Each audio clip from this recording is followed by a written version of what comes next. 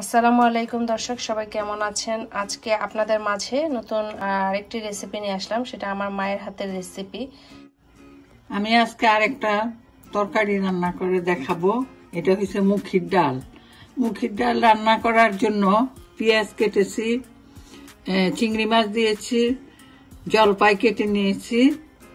এখন এটার মধ্যে আমি হাফ চামচ হলুদ দিব,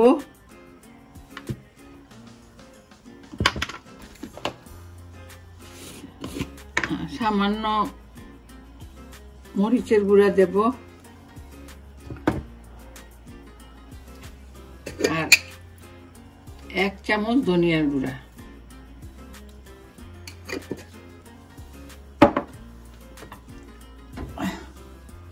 1 চামচ সাদা তেল দিব, কারণ এটা না হলে তো তরকারির বিয়ে হবে না, তার জন্য একটু তেল দিতে হয়। স্বাদ মতো লবণ দিয়ে দিচ্ছি। এই যে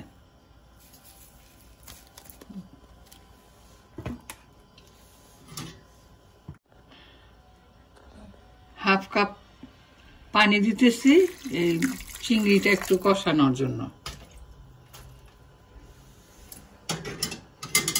এখন আমি চুলাতে বসে দিই।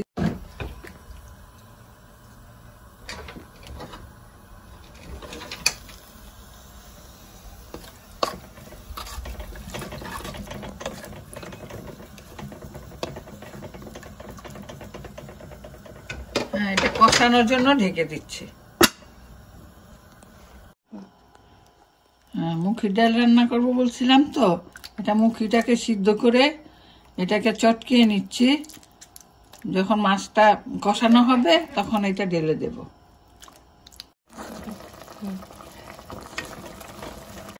এখনই আমি গুলানো মুখিটা দিয়ে দিব।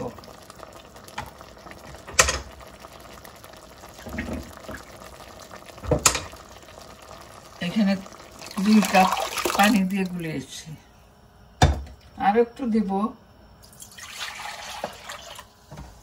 এটাকে তো জাল হইতে হবে, এই জন্য পানি একটু বেশি দিচ্ছি।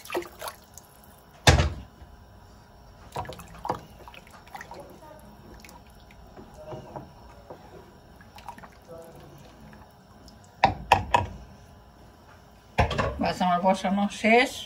এখন এটা উতরানোর জন্য অপেক্ষা করতে।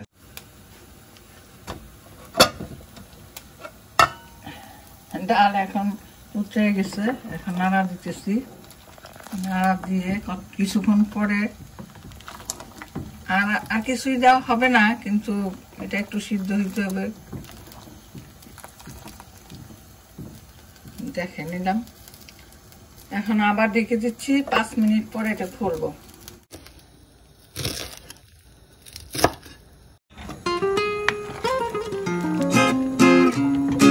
ডাল তো বারে বারে নাড়তে হয়। মুখির ডাল আরো যত নাড়া দেওয়া যায় ততই ভালো স্বাদ হয়। একটু ডালের মধ্যে 3টা জলপাই বেশি টক দিলে ভালো লাগে।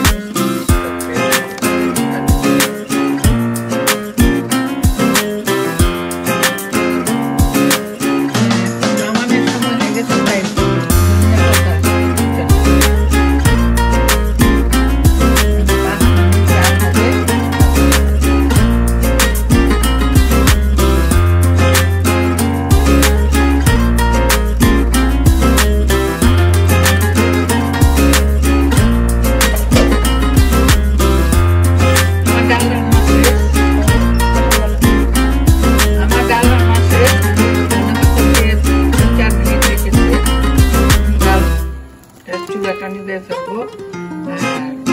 যদি ভালো লাগে তাহলে এইভাবে রান্না করে খেতে পারেন।